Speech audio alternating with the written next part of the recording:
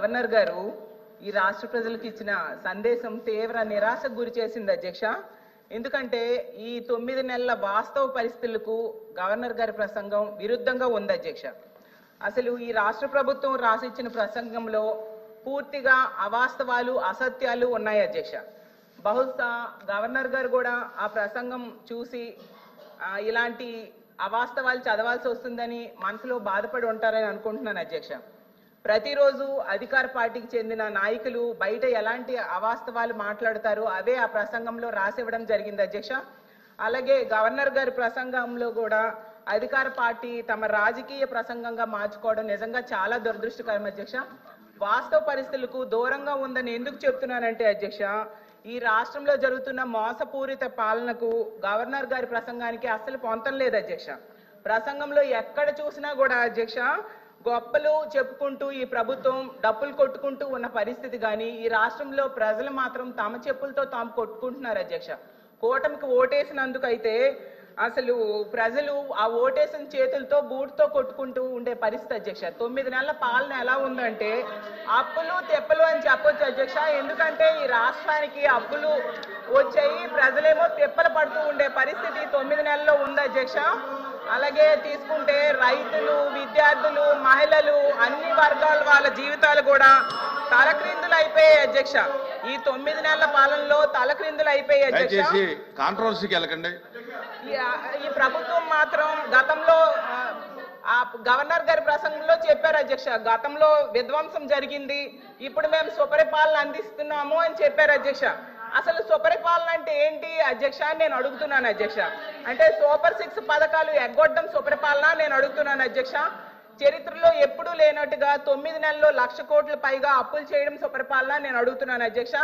రోజుకి 50 మంది మహిళలపై అఘాయిత్యాలు నేరాలు జరగడం సుపరిపాలన నేను అడుగుతున్నాను అధ్యక్ష. అలాగే బెల్ షాప్స్ ద్వారా మద్యం ఏరులై పారడం సుపరిపాలన నేను అడుగుతున్నాను అధ్యక్ష. అలాగే మెగా డిఎస్సిపై తొలి సంతకం పెట్టి 9 నెలలైనా కూడా అది పూర్తి చేయకపోవడం సుపరిపాలన నేను అడుగుతున్నాను అధ్యక్ష. అలాగే ఉద్యోగులకు డిఏ, పిఆర్సి, ఐఆర్ ఇవ్వకపోవడం సుపరిపాలన నేను అడుగుతున్నాను అధ్యక్ష. రైతులకు గిట్టుబాటు ధర ఇవ్వకపోవడం సుపరిపాలన నేను అడుగుతున్నాను అధ్యక్ష. 83 లక్షల మంది విద్యార్థులకు అమ్మఒడి, అలాగే వీళ్ళు చెప్పిన తల్లికి వందనం ఎగనామం పెట్టడం సుపరిపాలన నేను అడుగుతున్నాను అధ్యక్ష. ఈ రాష్ట్ర ప్రజలకు రైతులు 53 లక్షల మంది ఉన్నారు అధ్యక్ష, వాళ్ళకి రైతు భరోసా ఎగ్గొట్టడం సుపరిపాలన నేను అడుగుతున్నాను అధ్యక్ష. ఈ రాష్ట్ర ప్రజలపై 15,000 కోట్ల విద్యుత్ భారం వేశారు అధ్యక్ష, అది సుపరిపాలన నేను అడుగుతున్నాను అధ్యక్ష. 13,000 కోట్ల విద్యుత్ ఛార్జీలు భారం వేశారు అధ్యక్ష, అది సుపరిపాలన నేను అడుగుతున్నాను అధ్యక్ష. అలాగే 60% నిత్యావసర సరుకులు ధరలు పెరిగాయి అధ్యక్ష ఈ 9 నెలల్లో, దాన్ని సుపరిపాలన అంటారా నేను అడుగుతున్నాను అధ్యక్ష. అలాగే మహిళలు సగం మంది ఉన్నాం అధ్యక్ష, మహిళలకు ఇచ్చిన హామీలు ఏ ఒక్కటి కూడా అమలు చేయకపోవడం సుపరిపాలన నేను అడుగుతున్నాను అధ్యక్ష. ప్రత్యేక హోదా సాధించే అవకాశం ఉండి కూడా సాధించకపోవడం సుపరిపాలన నేను అడుగుతున్నాను అధ్యక్ష. పోలవరం ప్రాజెక్టు విషయంలో ఎత్తు తగ్గించడానికి కేంద్రం దగ్గర రాజీ పడడం సుపరిపాలన నేను అడుగుతున్నాను అధ్యక్ష. ఎంత దారుణంగా ప్రజలను ఇబ్బందులు పెట్టి మోసం చేస్తూ తమ పరిపాలన సుపరిపాలన అని చెప్పుకోవడం ఎంతవరకు సమంజసమని ఫైనల్ గా నేను అడుగుతున్నాను అధ్యక్ష. అలాగే ఉద్యోగాల కోసం గవర్నర్ గారు చెప్పారు అధ్యక్ష, 9 నెలల్లో 4 లక్షల మంది యువతకు ఉద్యోగాలు ఇచ్చేసామని చెప్పారు అధ్యక్ష. ఎందుకంటే కల్పించబడినవి అన్నారు, అసలు ఏ శాఖలో కల్పించారు, ఏ కంపెనీల్లో ఇచ్చారు, ఎక్కడ ఇచ్చారో తెలియజేయాల్సిందిగా అడుగుతున్నాను అధ్యక్ష. ఎందుకంటే పరిశ్రమలు గ్రౌండ్ అవ్వకుండానే ఉద్యోగాలు ఇచ్చేసారని ఎలా చెప్తారు అధ్యక్ష? 4 లక్షలు కాదు అధ్యక్ష, 9 నెలల్లో 4 ఉద్యోగాలు కూడా ఇవ్వలేదు అధ్యక్ష. గతంలో జగన్మోహన్ రెడ్డి గారు ముఖ్యమంత్రిగా ఉండేటప్పుడు కేవలం 6 నెలల్లో 1,25,000 ఉద్యోగాలు ఇవ్వడం జరిగింది అధ్యక్ష. అసలు చంద్రబాబు నాయుడు గారు అధికారంలోకి వచ్చాక తొలి సంతకం డిఎస్సి మెగా డిఎస్సి మీద పెట్టారు అధ్యక్ష. 6 నెలల్లో మెగా డిఎస్సి అధ్యక్ష చాలా స్పష్టంగా 4వ పేజ్ ఒకసారి దయచేసి గౌరవ సభ్యురాలని చదవమంటున్నారు అధ్యక్ష. To date, investors have pledged investment of 6.5 lakh crores with an employment potential of over 4 lakh jobs. Potential. ఇచ్చామని ఎక్కడ చెప్పాం మేడం? మేము ఇచ్చామని చెప్పలేదు మేడం, ఇక్కడ పొటెన్షియల్ అని చెప్తున్నారు. ఎందుకు మీరు తప్పు రాసి చెప్తున్నారు అధ్యక్ష? చూపించండి అధ్యక్ష, ఇది కరెక్ట్ కాదు అధ్యక్ష. ఎట్లా ఉందా తెలుగులో అలా ఉందా? తీయండి, తెలుగు కూడా తీయండి, తెలుగు కూడా వచ్చమ్మా, తెలుగు తీయండి, పుస్తకం తీయండి, నో ప్రాబ్లం. కానీ సత్యదూరం మాటలు చెప్పకూడదమ్మా, మళ్ళీ సత్యదూరం మాటలు చెప్పకూడదమ్మా. అంటే అనిత గారు చెప్పండి, చెప్పండి. ప్రింటింగ్ మిస్టేక్ పడిందా ఏంటి చెప్పండి. లేదు, 2 లక్షల ఉద్యోగాలు కల్పించాలని లక్ష్యంగా పెట్టుకున్నాం. ఉద్యోగాలు కల్పించాలని లక్ష్యంగా పెట్టుకున్నాం. చూడమండి అధ్యక్ష, ఎక్కడైనా ఏ పేజీ ఏ పేజీ? మరియు 4 లక్షల మందికి ఉపాధి అవకాశాలు కల్పించబడినది స్పష్టంగా రాసుంది అధ్యక్ష. నేను అదే చెప్పాను అధ్యక్ష. అధ్యక్ష నేను కంటిన్యూ చేస్తాను అధ్యక్ష. అలాగే చంద్రబాబు నాయుడు గారు మళ్ళీ చెప్తున్నాను, ప్రభుత్వం చాలా స్పష్టంగా చెప్పనండి నేను చదువుతున్నాను మేడం. ఇది గవర్నర్ ప్రసంగమే మేడం, పేజ్ నంబర్ 4. గురుగారు దళితులపైన ఎవరు దాడి చేశారు అందరూ తెలుసండి. కూర్చోండి కూర్చోండి కూర్చోండి స్వామి, కూర్చోండి. కోర్టుకెళ్ళారు మీరు, కూర్చోండి కూర్చోండి కూర్చోండి సార్. మాటలు పెద్ద చెప్పాల్సిన అవసరం లేదు ఇక్కడ. మీకు సంబంధం లేని సబ్జెక్ట్ ఇది, మీకు సంబంధం లేని సబ్జెక్ట్ ఇది. మేడం గారితో నేను మాట్లాడుతున్నా, నేను మేడం గారితో చర్చిస్తున్నా. మీరు దళితులపైన మీరు దాడి చేసి దళితులు గుండు కొట్టించిన వ్యక్తి మీరు, మీరు మారుతారా? మీరు మారుతారా? మీరు మారుతారు అధ్యక్ష? మీరు ఎట్లా మారుతారు? మీరు దయచేసి కూర్చోండి. చాలా స్పష్టంగా చెప్తున్నా, ఎందుకు మారుతారు? మీరు మాట్లాడేది మీరు ఒక ఎత్తు, ఇంకొక ఆయనేమో డైరెక్ట్ గా శవాన్ని డోర్ డెలివరీ చేశారు. అలాంటి వాళ్ళు కౌన్సిల్ ఉన్నారు. ఇంకో సభ్యుడేమో డోర్ డెలివరీ కూడా చేశారు. అవసరం లేదు మాట్లాడేది. హలో బ్రదర్, కోర్టుకెళ్ళింది మీరు. లోకేష్ గారు ఫ్యాక్ట్ చెప్తున్నా, లోకేష్ గారు ఫ్యాక్ట్ చెప్తున్నా. ఇక్కడ చాలా స్పష్టంగా లోకేష్ గారు అధ్యక్ష, ఇక్కడ చాలా స్పష్టంగా లోకేష్ గారు తెలుగు చాలా స్పష్టంగా తెలుగు మళ్ళీ చెప్తున్నా అధ్యక్ష. అధ్యక్ష నా దగ్గర ఇంగ్లీష్ ఉంది, నేను చదువుతున్నాను. మళ్ళీ చెప్తున్నా. To date investors of place investment. అరే ఇంగ్లీష్ మీడియం అని పొద్దు నుంచి కొట్టారు. ఇంగ్లీష్ మీడియంలో చెప్తున్నారా భయ్? మీ సభ్యుడు లేరు. ఇంగ్లీష్ మీడియం గురించి కొట్టారు కదా పొద్దున. మళ్ళీ ఇంగ్లీష్ మీడియం చదవలేరా? అరే పొద్దున English medium English medium English medium అన్నారు. అరే ఇంగ్లీష్ లో చెప్తే భయపడతారు. ఏ భాషలో చెప్పాలి బాయ్? గవర్నర్ గారు చదివింది ఇంగ్లీష్ లో. మీరందరూ బైకాట్ చేయకుండా కూర్చుని ఉంటే బాగుండేది. అరే అది కాదు భయ్, ఇంగ్లీష్ మీడియం చదవకూడదా? ఇంగ్లీష్ లో ఉందని చెప్పకూడదా? అరే మీరే ఇంగ్లీష్ మీడియం అని పెద్ద కొట్టారు. నేను స్పీచ్ ప్రిపరేషన్ వెళ్ళినప్పుడు ఒక సభ్యుడు చేసి ఇంగ్లీష్ మీడియం ఎత్తేస్తామని కూడా మాట్లాడారు. మరి ఎట్లా తెలుగులో మాడితే చెప్పంటారు, ఇంగ్లీష్ లో మాడితే చెప్పంటారు, ఇంకే భాష మాట్లాడాలి? లోకేష్ గారు సార్ క్లియర్ గా 4వ పేజ్ లో to date investors have pledged investment of 6.5 lakh crores with an employment potential of 4 lakh jobs. అధ్యక్ష ఇది మా పార్టీ విధానం, ఇది ప్రభుత్వ నినాదం. క్లియర్ గా చెప్పాం అధ్యక్ష. గవర్నర్ గారు కూడా ఇది చదివారు అధ్యక్ష. దయచేసి మేడం గారు గుర్తుపెట్టుకోవాల్సిందిగా కోరుతున్నాం. తెలుగులో ఏమన్నా మిస్టేక్ పడిందని చూడండి.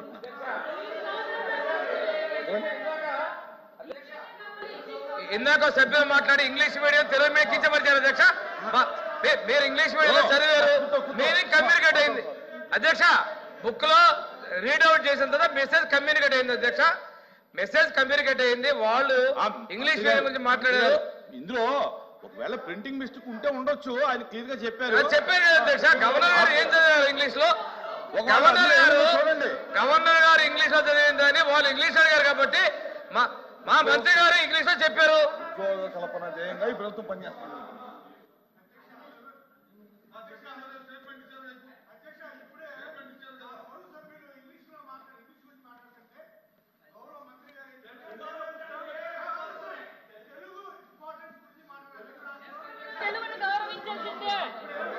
అధ్యక్ష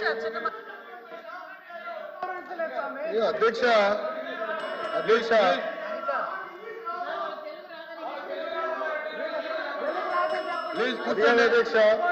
అధ్యక్ష అధ్యక్ష ఇప్పుడు అధ్యక్ష అధ్యక్ష ఇప్పుడు గవర్నర్ గారు ఇంగ్లీష్ లో మాట్లాడారు. ఇంగ్లీష్ పుస్తకం నా దగ్గర ఉంది, క్లియర్ గా నేను చెప్పాను అధ్యక్ష. మాట్లాడుతూ తెలుగు పుస్తకం చదవాలి అన్నారు. నేను ఒకటే చెప్తున్నా అధ్యక్ష, మళ్ళీ ఒక సందర్భంలో ఇంగ్లీష్ అంటారు, ఇంకో సందర్భంలో తెలుగు అంటారు అధ్యక్ష. పార్టీ విధానం ఇది చాలా, ప్రభుత్వ విధానం ఇది చాలా క్లారిటీగా గవర్నమెంట్ పాలసీ ఇది. గతంలో ఎన్ని పరిశ్రమలు పోనీ అటుగా నా స్పీచ్లో చెప్తాం, వాకౌట్ చేయకుండా చూసుకోండి అధ్యక్ష. ఎందుకంటే మళ్ళీ మాట్లాడేసి వాకౌట్ చేసే అలవాటు అధ్యక్ష. దయచేసి గౌరవ సభ్యులు కూర్చోమనండి. వాకౌట్ చేయకుండా ఉంటే అన్ని వివరాలు చర్చిద్దాం అధ్యక్ష. చర్చ జరగాలి. ఈ ప్రభుత్వ విధానం ఏదంటే అది మాడకూడదు, చర్చ జరగాలనేది ప్రభుత్వ విధానం అధ్యక్ష. ఇది పార్టీ ప్రభుత్వ విధానం. ఒక్క నిమిషం అధ్యక్ష. ఇప్పుడు 6.5 లక్షల కోట్లు. త్రిమూర్తులు గారు కొంచెం ఒకసారి వినండి సార్, చదువుతున్నాను సార్. 4th page లో to date investors have pledged investment of 6.5 lakh crores with an employment potential of over 4 lakh jobs. ఇది చెప్పారు అధ్యక్ష.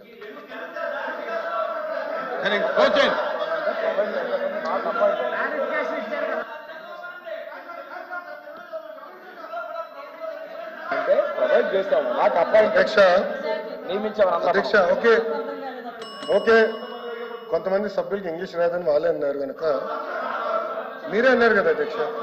ఓకే చెప్పలేదు తెలుగులో కూడా అధ్యక్ష. చాలా మీరే అన్నారు అధ్యక్ష, నేను అనలేదు. నేను ఎక్కడ అనలేదు అది అధ్యక్ష. గౌరవ సభ్యుల నుంచి మాకు ఇంగ్లీష్ రాదు, తెలుగులో మాట్లాడిన తెలుగు పుస్తకం తీసుకుని నేను చెప్తాను అధ్యక్ష. 3వ పేజీలో ఇప్పటి వరకు ఇన్వెస్టర్లు 6.5 లక్షల కోట్లు పెట్టుబడులు పెట్టారు మరియు 4 లక్షల మందికి ఉపాధి అవకాశాలు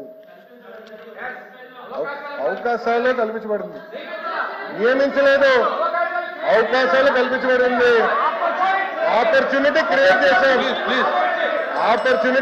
చేశాం. నేను 4 లక్షల ఉద్యోగాలు ఇచ్చాను చెప్పావా? 4 లక్షల ఉద్యోగాలు ఇచ్చాము అని చెప్పలేదు.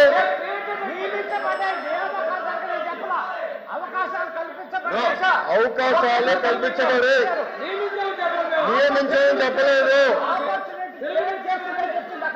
తెలుగులో చెప్తున్నా అధ్యక్ష.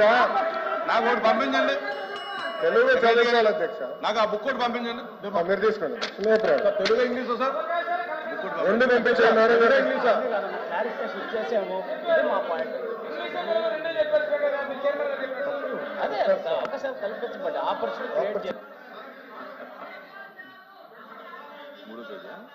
తెలుగులో 4 లక్షల మందికి అవకాశాలు కల్పించబడినది. అవకాశాలు నియామకాలు కాదు. అది నియమించడానికి అవకాశాలు కల్పించడానికి చాలా డిఫరెన్స్ ఉంటుంది. ఓకే అలోపి గారు.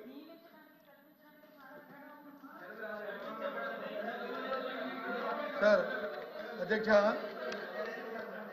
చైర్మన్ గారు దయచేసి ఇప్పుడున్న సందర్భం ఏంటంటే ఇంగ్లీష్ వెర్షన్కి తెలుగు వెర్షన్కి సమ్ డిఫరెన్స్ ఉంది. భాషల్లోనూ భావనలోనూ తేడా ఉంది. అది వాస్తవం, అది కాదనడానికి లేదు. కాబట్టి ఆ జరిగిన పొరపాటును సరిదిద్దుకుంటాము. కానీ వారు చెప్తుంది ఏంటంటే ఫ్యూచర్లో వస్తాయి 4 లక్షల ఉద్యోగాలు అవకాశాలు కల్పించాము. మీరు ఫ్యూచర్లో వస్తాయనేది మీరు మీ తాలూకా భావం, మీ ప్రభుత్వం తాలూకా ఉద్దేశం. Absolutely there is no controversy. Absolutely there is no controversy. కాదు అధ్యక్ష, ఈ రోజు పెట్టుబడులు పెట్టేదానికి ఒప్పందాలు కుదిరించుకున్నాం. ప్రాజెక్టులు గ్రౌండ్ అవుతున్నాయి.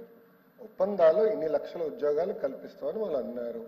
అవకాశాలు ఇంగ్లీష్ తెలుగులో కూడా చాలా స్పష్టంగా ఉపాధి అవకాశాలు కల్పించబడింది ఉంది. మీరు 3rd page sir, last point చదవండి సార్.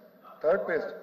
గౌరవ సభ్యులు ఏమనుకోకపోతే దయచేసి కోరేది లాస్ట్ పాయింట్ సార్, చాలా స్పష్టంగా ఉంది. ఇక్కడ ఏమంటే సార్ ఈ రోజు పెట్టుబడులు పెడితే 2-3 సంవత్సరాలు పడితే ఉద్యోగాలు వచ్చేదానికి. అది నేను అనేది అదే చెప్తున్నాను. మేము ఇప్పుడు కల్పించాం అనలేదు త్రిమూర్తులు గారు, మేము ఇప్పుడే కల్పించామని ఎక్కడ అనలేదని మేము చెప్తున్నాం సార్.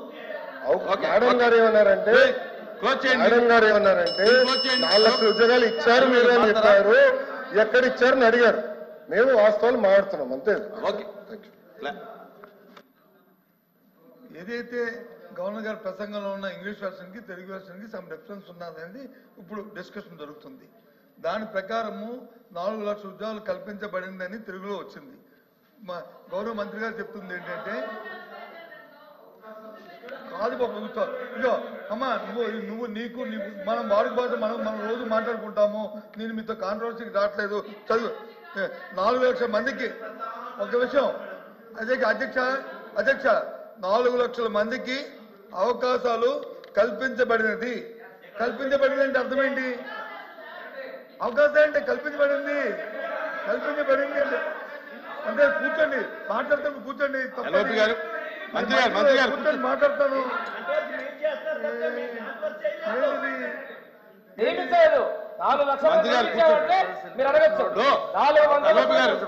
వాళ్ళ యొక్క విధానం చెప్పారు. ఫ్యూచర్ లో మేము చెప్పింది ఎవరికంటే మంత్రులు వేస్తే ఎలా అవుద్ది? కరెక్ట్ కూర్చోమనండి. దయచేసి ఇక్కడ కాంట్రవర్సీ అది. కానీ ఇప్పుడు మంత్రి గారు చెప్తుంది ఏంటి, గౌరవ మంత్రి గారు, ఫ్యూచర్ లో వస్తాయి అవకాశాలకి ప్రయత్నాలు జరుగుతున్నాయి, ఇవన్నీ వస్తున్నాయి చెప్పారు. అది చెప్పండి. చెప్పారు. ఒకటి ఇంకోటి దాని కింద ఇంకోటి యాడ్ చేస్తాను. దీన్ని కరెక్ట్ చేయండి. ఎవరైతే వెర్షన్ రాశారో, తెలుగు వెర్షన్ చేశారో వాళ్ళని కరెక్ట్ చేయండి. తప్పేముంది? కరెక్ట్ చేస్తామని చెప్పడానికి వచ్చే ఇబ్బంది ఏంటి? కరెక్ట్ చేస్తామని చెప్పడానికి ఇబ్బంది ఏంటి? కూర్చోండి. అవసరం క్లారిఫై అయింది. కూర్చోండి. ఎవరు క్లారిఫై అయింది? తెలుగు తప్పుదే ఉండదు. సారీ సార్ తప్పుదే ఉండదు. No correct. మా మెంబర్ చెప్పింది కరెక్ట్. అది తప్పుదేమిటి? నో నెక్స్ట్ మంత్రి గారు లోకేష్ గారు క్లియర్ గా చెప్పారు. కూర్చోండి. అరే దీనికి కూర్చోండి. ఇంకా కూర్చోండి. ఎల్ఓపి గారు కూర్చోండి. అమ్మా నువ్వు చెప్పమ్మా. కంటిన్యూ చేయి. గౌరవ ముఖ్యమంత్రి గారు అధికారంలోకి వచ్చాక తొలి సంతకమేమో మెగా డిఎస్సి మీద పెట్టారు అధ్యక్ష. 6 నెలల్లో డిఎస్సి ఉద్యోగాలు భర్తీ చేస్తామన్నారు అధ్యక్ష. 9 నెలలు అయ్యింది అధ్యక్ష, ఒక్క టీచర్ పోస్ట్ కూడా భర్తీ చేయలేదు అధ్యక్ష. అలాగే తీసుకుంటే గౌరవ మంత్రివర్యులు లోకేష్ గారు జనవరి 1వ తేదీన జాబ్ క్యాలెండర్ ఇస్తామని మంత్రివర్యులు చెప్పడం జరిగింది అధ్యక్ష. క్యాలెండర్ ఇయర్ మారిపోయింది కానీ జాబ్ క్యాలెండర్ మాత్రం ఇవ్వలేదు అధ్యక్ష. అలాగే ప్రభుత్వ ఉద్యోగులకి ఏంటంటే 9 నెలల్లో ప్రభుత్వం తాలూకా నిజ స్వరూపం తెలిసిపోయింది అధ్యక్ష. ఎందుకంటే ఒక్క డిఏ కూడా 9 నెలల్లో ఇవ్వలేదు అధ్యక్ష. అసలు ఒక్క డిఏ కూడా ఇవ్వని ఏదైనా ఉందంటే అది ఈ కూటమి ప్రభుత్వంలో ఉన్న ఈ పరిపాలనలోనే అధ్యక్ష. అలాగే అధికారంలోకి రాగానే ఐఆర్ ఇస్తామన్నారు అధ్యక్ష. 9 నెలలు అయింది, 9 పైసలు కూడా ఇవ్వలేదు అధ్యక్ష.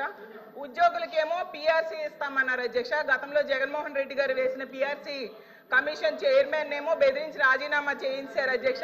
ఇప్పుడు 9 నెలలు అయినా కూడా కొత్త చైర్మన్ ని అపాయింట్ చేయలేదు అధ్యక్ష. అధ్యక్ష చైర్మన్లు బెదిరిస్తాయండి అధ్యక్ష. ఎక్కడ బెదిరించా? మేడం గారు వైకాపా ప్రభుత్వం అనుకుంటున్నారు. ఇది ఎన్డీఏ ప్రభుత్వం అధ్యక్ష. ఇక్కడ ఎవరిని బెదిరించట్లేదు. మేము చట్టపరంగా ఏమన్నా చేస్తాం. చైర్మన్లు బెదిరించాలంటే ఎట్లా అధ్యక్ష? సిపిఎస్ రద్దు చేస్తారన్నారు, రద్దు చేస్తారా చెప్పానండి సార్. సరెండర్లు ఎన్ని పెండింగ్ పెట్టి వెళ్ళారు సార్. పోలీస్ సోదరులు రావాల్సిన సరెండర్ చాలా పెండింగ్ పెట్టారు. మన ప్రభుత్వ అధికారులకు వచ్చే సరెండర్ మనం 1 సరెండర్ క్లియర్ చేస్తాం సార్. బ్యాలెన్స్ కూడా క్లియర్ చేస్తాం సార్. జీతాలు సకాలంగా 1వ తారీఖు నాడు చెల్లిస్తున్నాము. ఏం చేస్తున్నాం? సింపుల్ గా ఇట్లా చైర్మన్లు బెదిరించారంటే మీరు ఒప్పుకుంటే ఎట్లా అధ్యక్ష? ఇది దయచేసి అర్థం చేయండి అధ్యక్ష. ఎన్ని రికార్డు నుంచి తొలగించాలి అధ్యక్ష. చైర్మన్లు బెదిరించాం, ఇది కరెక్ట్ కాదు అధ్యక్ష. దయచేసి అర్థం చేసి కోరుతున్నాం. 9 నెలల్లో కాంట్రాక్ట్ ఉద్యోగులు, అవుట్ సోర్సింగ్ ఉద్యోగులు రోడ్డెక్కే పరిస్థితి అయితే వచ్చింది అధ్యక్ష. వీటన్నిటి మీద